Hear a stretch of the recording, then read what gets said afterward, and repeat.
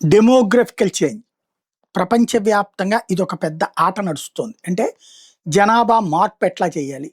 ముస్లిం దేశాల నుండి అది ఇరాకా, ఇరానా, ఆఫ్ఘనిస్తానా, బంగ్లాదేశా, పాకిస్తానా, సౌదీ అరేబియానా, దుబాయ్ అట్లాంటి దేశాల నుండి అమెరికా వచ్చి సెటిల్ అయినటువంటి వాళ్ళ సంఖ్య, వాళ్ళకి పుట్టే పిల్లల సంఖ్య పెరుగుతుంది.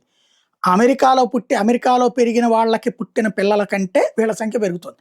తద్వారా ఇస్లామిక్ రాజ్యం ఇప్పటికిప్పుడు అవ్వకపోవచ్చు, కానీ 2100 నాటికి అమెరికాలో మెజారిటీ ముస్లింలు అయ్యేటటువంటి అవకాశం ఉంది.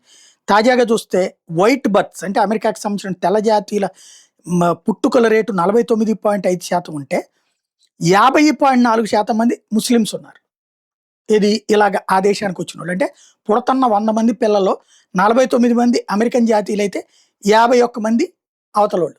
ఇది తాజా అంటే డెమోగ్రఫికల్ చేంజ్ ఆరంభమైంది. దీన్ని ఆపలేరు, ఇంకా పెరుగుతుంది.